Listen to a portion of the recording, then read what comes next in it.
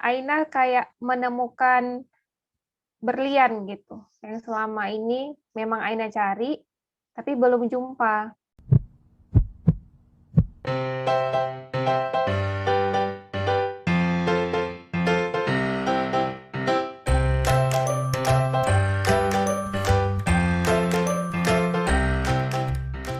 Nah, di video kali ini adalah sesuatu yang berbeda dari biasanya. Kali ini ada 3 ya peserta UMP yang hari ini adalah statusnya peserta dan besok sudah sah menjadi alumni. Karena memang masa bergabungnya di UMP sudah berakhir dan mereka telah melewati semua proses yang diajarkan di UMP. Dan tentunya di sini kita mau mendengarkan kesaksian mereka, apa yang dialami sebelum mereka join di UMP, apa yang mereka lakukan dan dihadapi selama sebelum UMP, dan bagaimana perubahannya setelah mereka memutuskan untuk join di UMP. Dan nah sekarang di hari terakhir di UMP apa yang dirasakannya, dan itu yang mau kita dengarkan bersama. Ini dia ada Mas Ang dari Palembang ya Mas Ang ya? Ya, Lubuk Linggau. Ya, jadi kalau saya pertama kali kesannya melihat Mas Ang ini, saya melihat seperti Ari Lasso. Jadi kita sering melihatnya Ari Lasso KW gitu ya. Ari Lasso KW. Yang kedua ada Nur Aina, ini dari Aceh. Ya, dan ketiga ada Emi Sulati, yaitu dari NTB, ya, Nusa Tenggara Barat. Oke, baik. Mungkin kita cerita dari Aina dulu deh. Ya, gimana menurut Aina perubahan yang kamu rasakan selama berada di UMP? Baik, dokter, terima kasih. Untuk teman-teman juga yang sudah bergabung di sini, terima kasih. Aina kayak menemukan berlian gitu, yang selama ini memang Aina cari, tapi belum jumpa. Qadarullah memang Allah mempertemukan pada saat sekarang dan pada momen yang Aina itu memang di titik rendah, terendah kalau menurut Aina. Yang selama ini memang sudah bertahun-tahun mengalami kecemasan, pantas dengan kejadian suami meninggal, tiba-tiba dipertemukan dengan UMP gitu, dan bisa bergabung, walaupun dengan usaha yang memang tidak mudah gitu, baik dari segi dana atau lain sebagainya. Menyempatkan waktu untuk mengerjakan yang sesuai dengan arahan dokter, itu tidak mudah untuk melaluinya gitu kan. Alhamdulillahnya Aina tahu gitu sekarang, ternyata kunci yang selama ini Aina cari ada di sini gitu. Yang selama ini Aina tidak tahu kenapa seperti ini ya, kok bisa muncul kayak gini ya, nggak tahu penyebabnya gitu. Dari mana harus mencari tahu sumber asapnya itu dari mana. Nah, setelah join di UMP, Aina jadi tahu, oh ternyata adanya sensasi gemetar, adanya sensasi asam lambung naik, itu karena ada sampah emosi yang tertimbun sejak lama di dalam diri kita. Nah, itu yang membuat itu jadi sensasi di tubuh. Nah, gimana cara untuk menghilangkannya itu? Nah, di sinilah di UMP ini diajarin gimana untuk step-stepnya untuk membersihkan yang di dalam itu. Kita nggak ada guna kalau misalkan sensasinya yang kita bereskan, asam lambung, kita minum obat lambung, sementara penyebab utama timbulnya itu tidak dibereskan. Nah, itu yang Aina sangat bersyukur. Aina jadi tahu sekarang untuk ilmunya ternyata seperti ini. Jadi tidak juga untuk memunculkan kecemasan yang bertumpuk-tumpuk gitu. Udah asam lambungnya naik, sensasinya yang lain-lain muncul gitu. Tapi ketika tahu sumber utamanya ada sampah gitu, sampah emosi. Nah, cara membersihkannya gimana? Udah tahu sekarang. Kalau menurut Aina itu yang memang utama harus Aina cari dan I get it gitu. Dan Aina dapat di sini gitu. Jadi maksudnya kamu merasakan bahwa dulu pencarian itu sama sekali nggak tahu? Enggak. Jadi Nggak ketika tahu. sensasi datang, tenggelam dengan sensasi? Tenggelam dengan sensasi. Begitu sensasi datang, tenggelam dengan sensasi, nanti muncul lagi kayak nimpa gitu terus. Oke. Jadi siklusnya selalu begitu? Iya, siklusnya memang itu berputar-putar di situ Kalau aja. kamu tadi katakan kamu sampai ke titik terendah, berarti kan apa sensasi yang kamu rasakan saat itu sampai, dan sebelumnya kamu ditangani di mana? Sebelumnya Aina sempat ditangani oleh psikiater, sampai sekarang juga masih, tapi dari saran-saran dokter Dino gitu, Aina kamu kayaknya harus coba untuk memberi jarak dulu untuk minum obat agar kamu bisa bertarung dengan sensasi. Dan Aina patuh, Aina coba. Tidak mudah tentunya dalam kondisi Aina yang sedang berduka untuk memberi jarak dengan minum obat itu tidak mudah.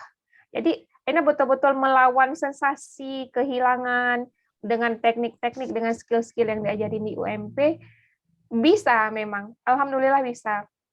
Tapi memang butuh proses untuk berlatih terus gitu, untuk mempergunakannya setiap hari, itu butuh proses. Gitu, dokter. Sebelumnya kan, maksudnya kan sebelum join UMP kamu sudah konsumsi obat. Artinya obat-obat penenang, obat-obat dari psikiater sudah kamu konsumsi. Nah, yang membedakan apa ketika sebelumnya join UMP, kamu juga konsumsi penenang, kemudian join UMP malah suruh lepaskan secara bertahap. Nah, yang berarti kan kamu merasakan perubahannya setelah lepas obat atau setelah jarak itu ada berjarak lah. Kalau sebelumnya kan tidak ada berjarak, tiap hari minum gitu. Nah, kenapa kamu butuh UMP juga kalau memang kamu sebelumnya sudah ditangani dengan obat gitu? Karena kalau yang ditangani dengan obat itu kan cuma dikasih obat gitu, ya udah sabar aja gitu, ya udah ikhlas aja dengan segala kehidupan gitu. Tapi yang jadi pertanyaan Aina itu, how to, bagaimana untuk ikhlasnya, bagaimana untuk sabarnya, apa saja yang harus di stepnya untuk sabar itu kayak mana? Aina tahu ada sesuatu yang di dalam ini yang harus diselesaikan, tapi nggak tahu gimana mulainya gitu. Nah, di UMP inilah diajarin. Dari pertama kita mengulik itu kenapa, kemudian diajarin step awalnya begini, selanjutnya begini, selanjutnya begini. Jadi tahu gitu. Ternyata itu loh masalah yang dasar yang sudah mengakar itu yang harus diselesaikan. Oke, dan kamu mendapatkan itu semua di UMP? Yes. Oke, jadi yang kita lihat tadi perubahan itu semuanya karena kamu merasa sudah mulai berdaya sekarang. Iya. Oke, dari mulai apa yang terjadi pada dirimu, sensasi datang, apa yang harus kamu cari, apa yang harus kamu temukan sebagai penyebabnya, dan apa yang akan kamu lakukan setelah menemukan itu dan dapat di UMP. Iya. Dan memang betul terasa perubahannya. Terasa perubahannya. Oke, baik. Jadi itu tadi ada penjelasan dari Aina tentang perubahannya. Jadi dari yang tidak berdaya menjadi sangat berdaya. Kalau mungkin diceritakan Aina terkait dengan titik terparahmu itu kondisinya seperti apa? Nggak bisa ngapain, apa yang terjadi pada dirimu itu apa sebetulnya saat itu? Dimulai dari suami Aina sakit jantung, tidak bisa bekerja banyak, jadi hanya mengajar saja di kampus. Itu jadi beban gitu, beban sekali merasa suami itu, gimana kalau suami itu nggak sembuh-sembuh, gimana Aina itu membersamai anak, gimana untuk finansial keluarga. Jadi hari-harimu terus dibayangi dengan hal-hal yang horor terus? Iya, horor. Dari bangun tidur itu udah horor, terus setiap tidur, setiap malam itu juga mimpi yang buruk-buruk semua, kayak full bioskop gitu sampai bangun tidur. Dan itu semua hal buruk. Jadi ketika bangun itu bukan malah segar, malah jadi kayak nggak enak badan gitu. Nah, itu yang sebelum memang puncak suami meninggal. Nah, puncaknya itu ketika suami meninggal kemarin, tanggal 2 April 2023, itu kayak apa yang Aina takutkan terjadi. Dan Aina tidak siap untuk itu. Itulah yang Aina maladaptasi dengan event tersebut gitu. Tidak siap. Nah, ketika tidak siap itu yang kita takutkan terjadi, gimana rasanya gitu. Memang sholat nggak bisa berdiri, sholat harus duduk sambil badan gemetar, keringat dingin, nggak tahu bilang lah gitu. Sambil duduk itu pun tidak bisa sujud, memang selonjor kaki. Yang penting bisa sholat aja gitu untuk melepas kewajiban. Makan tidak selera, dengan anak tidak peduli. Rasanya itu kayak Allah betul-betul kayak gimana ya, kayak nggak terima gitu, ya Allah kok begini gitu. Nah, ternyata semakin saya mengatakan kenapa begini, semakin tersiksa. Minum obat pun nggak ngaruh gitu. Nah, saya situ juga jadi pertanyaan, kok minum obat nggak ngaruh ya, padahal ini kan obat dari psikiater gitu.